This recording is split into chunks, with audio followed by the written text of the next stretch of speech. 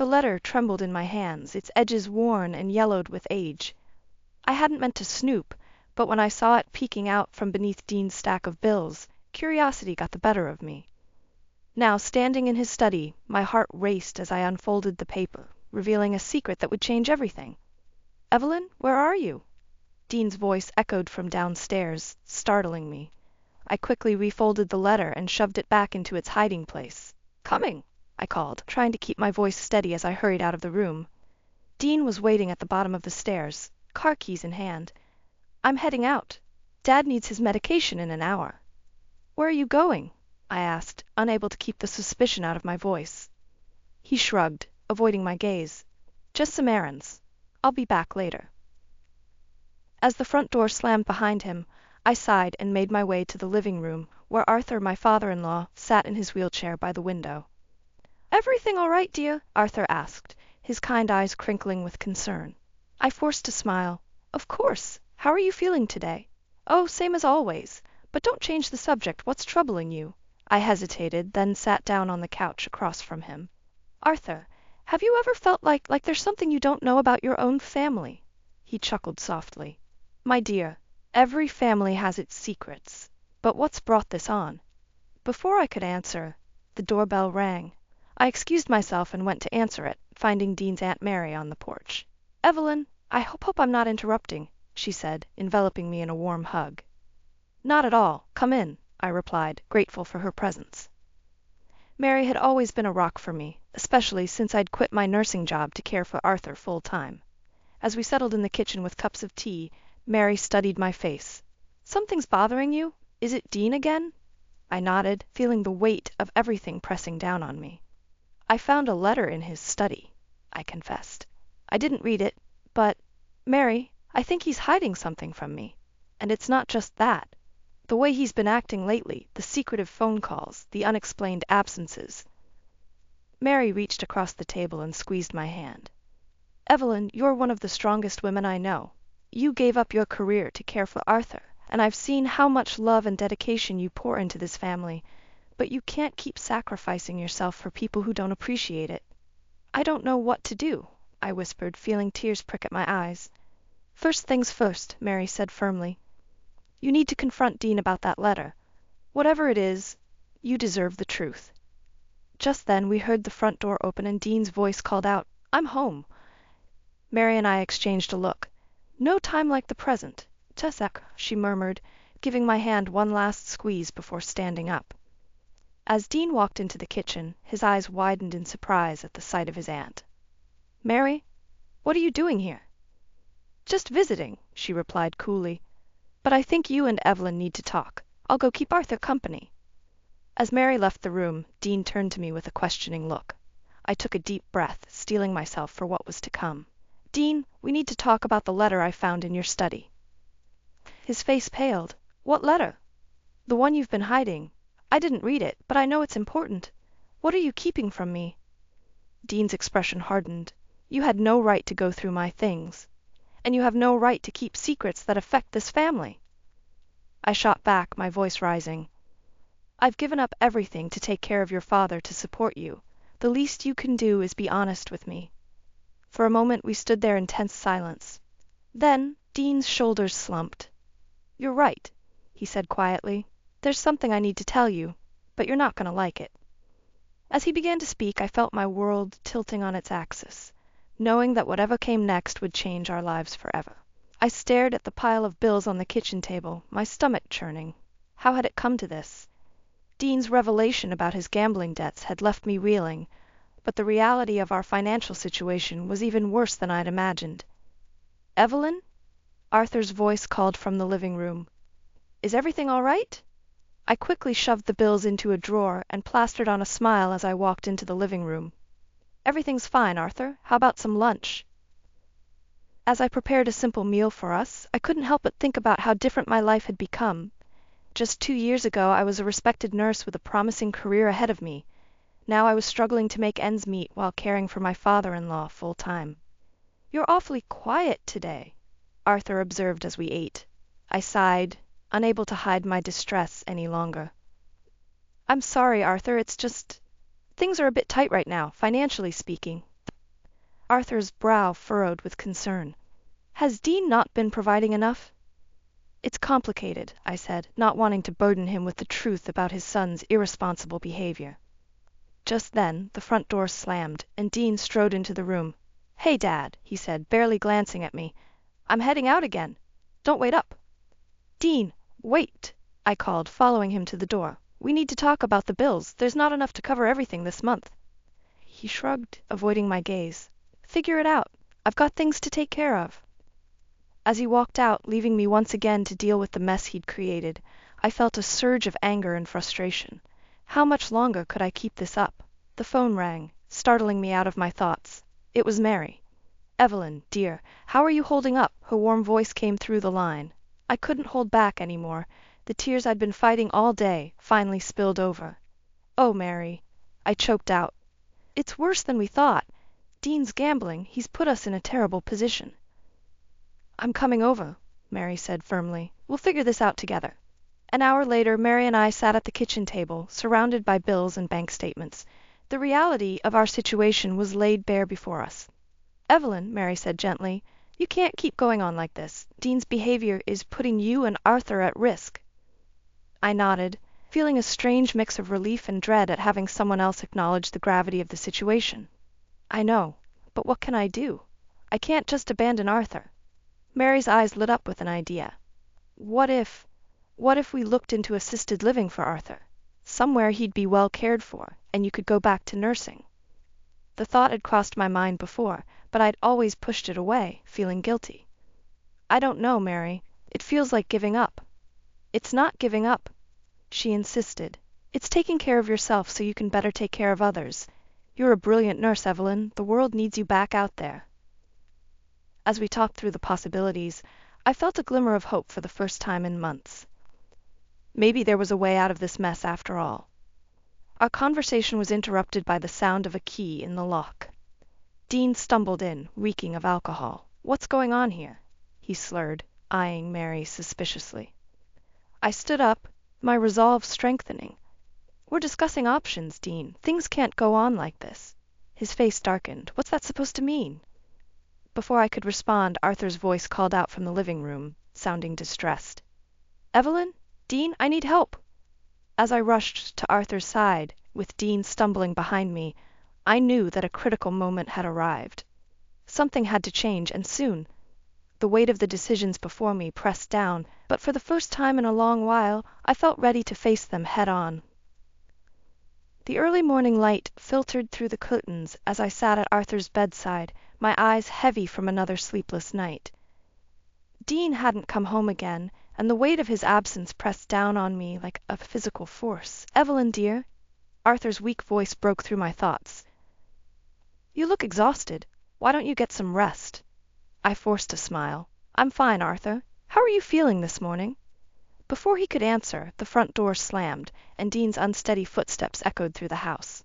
My heart raced as I braced myself for what was to come. Where have you been?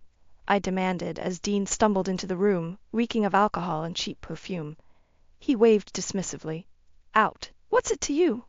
Arthur's face fell, his disappointment in his son palpable. Dean, son, this isn't right. Evelyn deserves better.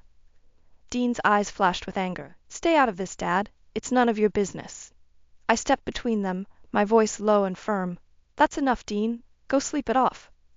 As Dean skulked away, I turned back to Arthur, my heart breaking at the sadness in his eyes. I'm so sorry, Arthur. You shouldn't have to see this. He reached out and squeezed my hand. It's not your fault, my dear. You've been nothing but a blessing to this family. Later that afternoon, as I was preparing Arthur's medication, my phone buzzed with a text from Mary. Need to talk. Can you meet me at the cafe in an hour? Anxiety gnawed at my stomach as I made my way to the cafe. Mary was already there, her face grave as I sat down across from her. Evelyn, I've discovered something, she said without preamble. Dean's been making large withdrawals from Arthur's accounts. The world seemed to tilt on its axis. What? How is that possible? Mary slid a stack of bank statements across the table. He must have gotten power of attorney at some point. Evelyn, he's been siphoning off thousands of dollars. My hands shook as I flipped through the papers, the evidence of Dean's betrayal laid out in black and white. How could he do this to his own father? I'm so sorry, dear, Mary said, reaching out to squeeze my hand. But you need to know the truth. This can't go on. As I drove home, my mind raced with the implications of what I'd learned. How could I confront Dean? How could I protect Arthur? I walked into the house to find Dean pacing in the living room, his face flushed with anger. Where have you been? He demanded. Dad needed his medication an hour ago. Guilt and anger warred within me. I was out, and don't you dare lecture me about responsibilities when you've been stealing from your own father. Dean's face paled. What are you talking about? I pulled out the bank statements. I know everything, Dean. How could you? For a moment he looked like he might deny it. Then his expression hardened. You don't understand. I had debts to pay. I had no choice. There's always a choice, I spat, and you chose to betray your family. Our shouting match was interrupted by a crash from Arthur's room. We both raced in to find him on the floor, his wheelchair overturned. Arthur, I cried, kneeling beside him. Are you all right? He groaned in pain. I heard shouting. I was trying to come see what was wrong. As I helped Arthur back into bed, checking him for injuries, Dean hovered uselessly in the doorway. The contrast between his neglect and Arthur's concern for us, even in his weakened state, was stark. I turned to Dean, my voice cold. This ends now. I want you out of this house by tomorrow. His eyes widened in disbelief. You can't be serious. This is my house. Not anymore, I said, my resolve strengthening with each word. I'm calling a lawyer in the morning. We're getting a divorce, Dean, and I'm going to make sure Arthur is protected from you. As Dean stormed out, slamming the door behind him, I sat on the edge of Arthur's bed, my hand in his. The road ahead would be difficult, but for the first time in months, I felt a glimmer of hope. Change was coming, and I was ready to face it head on. The morning after my confrontation with Dean, I woke to an eerie silence in the house. My heart raced as I rushed to Arthur's room, fearing the worst. To my relief, he was sleeping peacefully. As I checked his vitals, I steeled myself for the day ahead. Today was the day I would meet with the divorce lawyer. I had just finished helping Arthur with his breakfast when the doorbell rang. My stomach dropped as I opened the door to find Dean standing there, looking haggard but determined. We need to talk, Evelyn, he said, pushing past me into the house. I crossed my arms, standing my ground. I have nothing to say to you, Dean. I'm meeting with a lawyer today. It's over. His face contorted with anger. You can't do this to me, to us. Think about Dad. I am thinking about Arthur, I shot back. I'm thinking about how you've been stealing from him, neglecting him. He deserves better, and so do I. Dean's eyes narrowed. You don't know what you're talking about. You have no idea what I've been dealing with. Then enlighten me, Dean, I challenged. What could possibly justify what you've done? He hesitated, then reached into his pocket and pulled out a crumpled piece of paper. With a start, I recognized it as the letter I'd found in his study weeks ago. Read it, he said, thrusting it towards me. With trembling hands I unfolded the letter. As I read, my world tilted on its axis. It was from a woman claiming to be Dean's half-sister, the product of an affair Arthur had years ago. She was demanding money to keep quiet about the scandal. I looked up at Dean, stunned. Is this why you've been taking money from Arthur's accounts? He nodded, his shoulders sagging. I didn't know what else to do. I couldn't let this destroy Dad's reputation. But the demands kept getting bigger, and then I started gambling, thinking I could win enough to pay her off. I felt a mix of emotions, anger at Dean's deception, sympathy for the impossible situation he'd found himself in, and a deep sadness for Arthur. Why didn't you tell me? I asked softly. I was ashamed, Dean admitted. I thought I could handle it on my own, but I've made such a mess of everything. Before I could respond, we heard a crash from Arthur's room. We rushed in to find him on the floor, gasping for breath. Arthur, I cried, kneeling beside him. Dean, call an ambulance. As we waited for the paramedics, I held Arthur's hand, my mind racing. How could I leave now, knowing the truth? But how could I stay after everything that had happened? At the hospital, Mary met us in the waiting room. As Dean paced anxiously, I pulled her aside and told her everything. Oh, Evelyn, she said, her eyes filling with tears.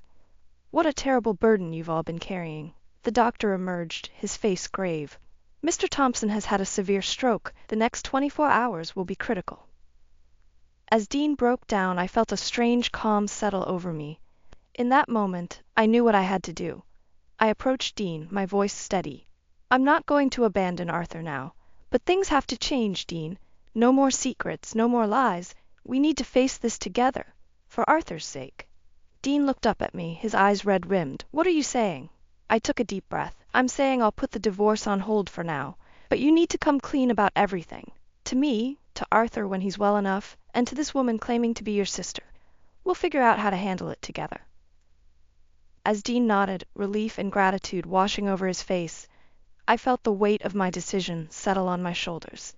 The path ahead would be difficult, but I knew in my heart it was the right choice. For better or worse, we were family, and families face their demons together. The hospital room was eerily quiet, save for the steady beep of Arthur's heart monitor. I sat by his bedside, my hand gently clasping his, willing him to wake up. It had been 3 days since his stroke, and the doctors were cautiously optimistic about his recovery. Dean burst into the room, his face flushed with excitement. "Evelyn, I've got great news. I've found a way to fix everything." I raised an eyebrow, skeptical. "What are you talking about, Dean?"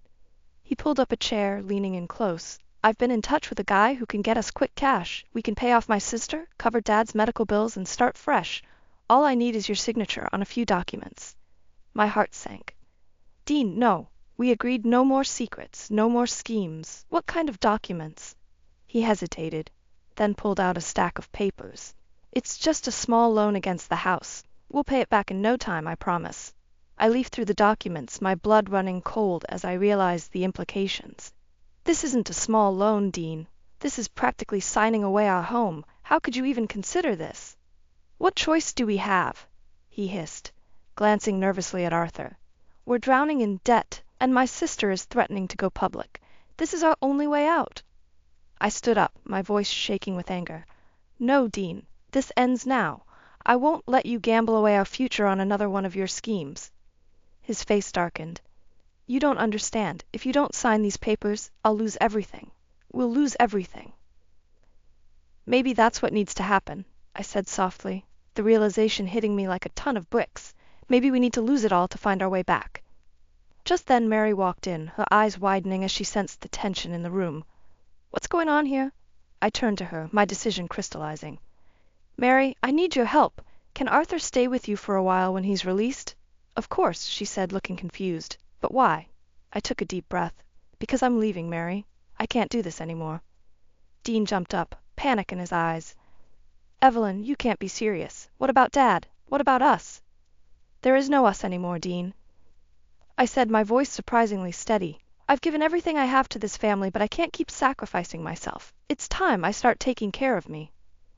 As the weight of my words sank in, Arthur's eyes fluttered open. "Evelyn," he croaked, his voice weak but clear. I rushed to his side, tears streaming down my face. "I'm here, Arthur. How are you feeling?" He squeezed my hand weakly. "I heard everything," he whispered. "You go. Be happy." A sob escaped me as I realized Arthur had been aware of our conversation. "Are you sure? I don't want to abandon you." Arthur's eyes flickered to Dean, then back to me. "Not abandoning, saving yourself. Proud of you." In that moment, looking into Arthur's eyes, I found the strength I needed. I turned to Dean, my resolve firm. "I'm going to my parents' house tonight. I'll be back tomorrow to pack my things. I want a divorce, Dean, for real this time." Dean's face crumpled, but I steeled myself against the guilt. I'd made my decision, and for once I was putting myself first. As I walked out of the hospital room, Mary followed me. "Evelyn, wait. Are you sure about this?" I nodded, feeling a strange mix of sadness and liberation. "I am, Mary. It's time for me to start a new chapter. I can't keep living in the shadows of Dean's mistakes." She pulled me into a tight hug. "I'm here for you, whatever you need."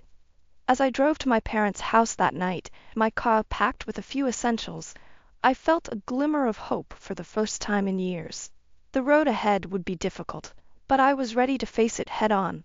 It was time to reclaim my life, my career, and my happiness. And nothing, not even the love I still felt for Arthur, could hold me back anymore. The call came at 3 a.m., jolting me from a fitful sleep. Mary's voice trembled on the other end of the line. "Evelyn, you need to come to the hospital. It's Arthur." My heart raced as I threw on clothes and rushed out the door. past month, living at my parents' house, had been a whirlwind of emotions and legal meetings, but Arthur had always been at the forefront of my mind. When I arrived at the hospital, Mary was waiting outside Arthur's room, her eyes red-rimmed. "The doctors say it won't be long now," she whispered. I steeled myself and entered the room. Arthur lay there looking smaller and frailer than I'd ever seen him. Dean sat by his bedside, his head in his hands. "Evelyn," Arthur croaked, his eyes lighting up as he saw me. "You came." I rushed to his side, taking his hand in mine. "Of course I came, Arthur. I'm here." He smiled weakly. "Good. There's something I need to tell you both." Dean looked up, his face haggard. "Dad, save your strength." Arthur shook his head. "No time. Evelyn, in my desk, there's a letter, my will. You need to know." His words were cut off by a fit of coughing. A nurse rushed in, ushering us out of the room. Dean and I stood in the hallway, the tension between us palpable. "What's he talking about?" Dean demanded. "What will?" I shook my head, bewildered. "I don't know. I haven't seen any will." Hours passed in agonizing silence. Finally the doctor emerged, his face solemn. "I'm sorry," he said softly. "He's gone." The world seemed to tilt on its axis. Despite our complicated history, I felt a deep ache for the kind man who had become like a father to me. In the days that followed, I threw myself into arranging the funeral, grateful for the distraction.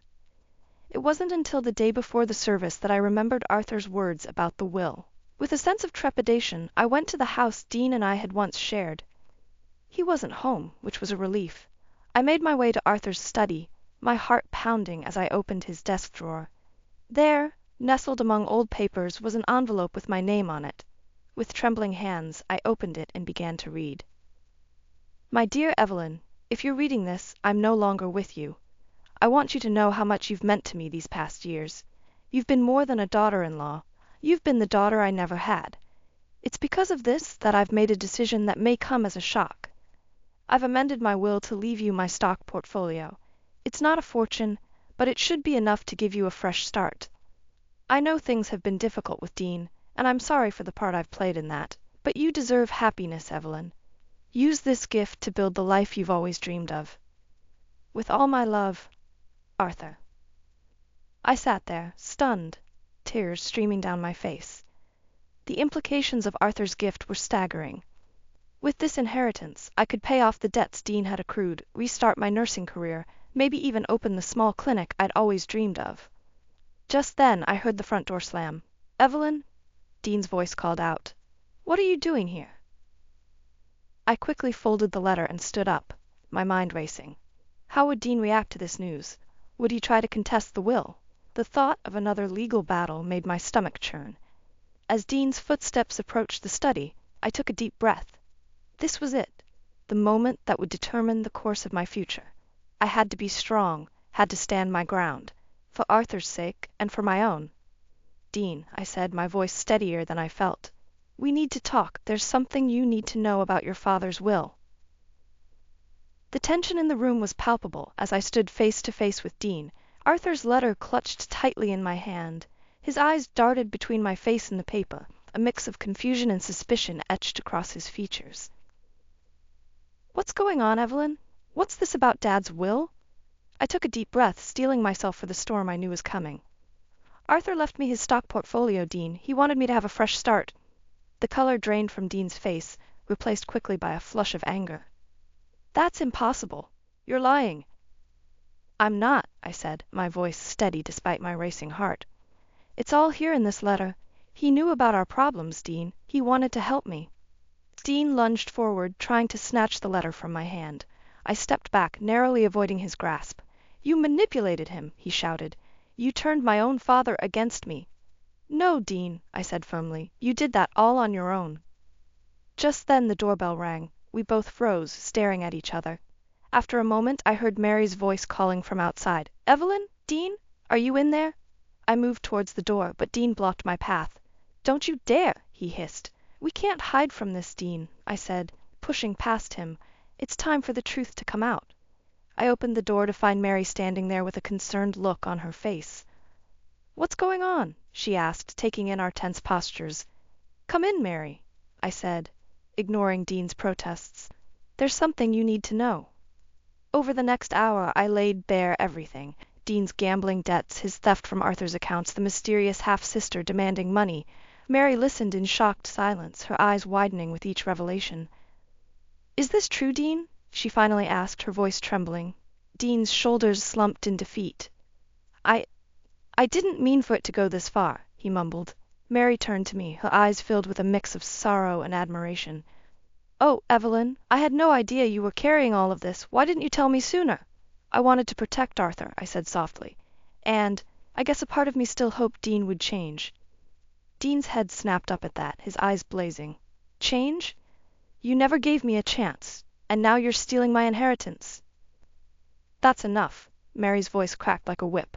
"Dean, you've brought this on yourself. Evelyn has every right to that money after everything she's done for this family." As Dean and Mary argued, I felt a strange sense of calm wash over me. For the first time in years, I wasn't carrying the weight of Dean's secrets alone. The truth was out, and with it came a sense of liberation. Suddenly, Dean turned to me, his face contorted with desperation. "Evelyn, please, we can work this out. I'll change, I promise. Just don't take everything from me." For a moment, I faltered. Despite everything, a part of me still cared for the man I had once loved. But then I remembered Arthur's words in his letter. "You deserve happiness, Evelyn." I straightened my shoulders, looking Dean in the eye. "I'm not taking everything from you, Dean. I'm taking back what's rightfully mine. My freedom, my future, and the gift Arthur wanted me to have." Dean's face crumpled, and he sank to his knees, sobs racking his body. Mary moved to comfort him, but I knew my part in this scene was over. As I walked out of the house that had once been my prison, I felt a mix of emotions: relief, sadness, and a glimmer of hope for the future. The road ahead would be challenging, but for the first time in years, I was ready to face it head on. Little did I know, the biggest challenge was yet to come. As I reached my car, my phone buzzed with a message from an unknown number. "I know about the inheritance. We need to talk. Your husband's sister." My hand trembled as I stared at the screen. Just when I thought it was over, a new storm was brewing on the horizon. My hands trembled as I sat across from Sarah, Dean's half-sister, in a quiet cafe. Her resemblance to Arthur was uncanny, a painful reminder of the family's tangled web of secrets. "I'm not here to cause trouble," Sarah said, her voice soft but firm. "I just want what's rightfully mine." I took a deep breath, steeling myself. "I understand, Sarah, but you have to know, the money Dean was sending you, it wasn't his to give. He was stealing from Arthur, from the family." Sarah's eyes widened in shock. "I had no idea.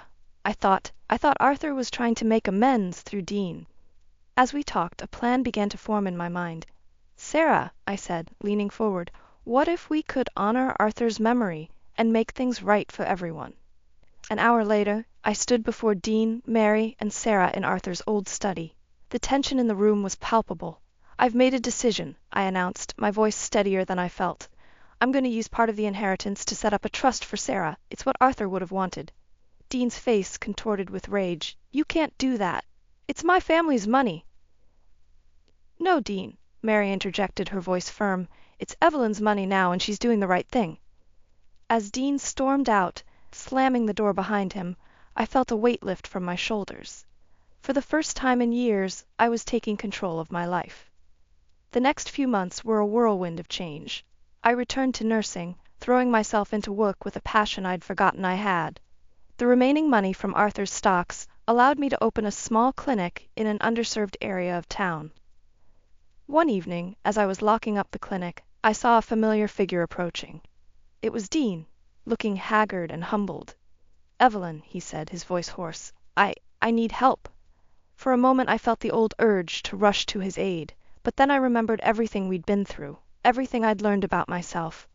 "I'm sorry, Dean," I said, my voice gentle but firm. "I can't be the one to save you anymore, but there are programs that can help if you're ready to change." As I watched him walk away, I felt a mix of sadness and relief. Our chapter together was truly over, but a new one was just beginning for me. Weeks later, I stood in front of a group of nursing students, sharing my experiences and the lessons I'd learned. As I spoke about resilience, self-worth, and the power of standing up for oneself, I saw the spark of understanding in their eyes. "Remember," I said, my voice strong and clear, "you are more than your circumstances. You have the power to rewrite your story, to choose happiness and fulfillment. After the lecture, Mary approached me, her eyes shining with pride. Arthur would be so proud of you, Evelyn. You've turned this difficult situation into something beautiful. I smiled, feeling a warmth spread through my chest. I couldn't have done it without your support, Mary, or without everything I learned from Arthur. As we walked out into the sunlight, I felt a sense of peace wash over me. The road had been long and painful, but it had led me here, to a place of strength, purpose, and self-discovery. That evening, as I sat on my porch watching the sunset, I thought about the journey I'd been on. From a woman trapped in a cycle of manipulation and self-doubt, I'd become someone who could stand tall, make tough decisions, and help others. I pulled out Arthur's letter, reading his words one last time. Use this gift to build the life you've always dreamed of. Tears pricked my eyes as I realized that's exactly what I'd done. And this was just the beginning.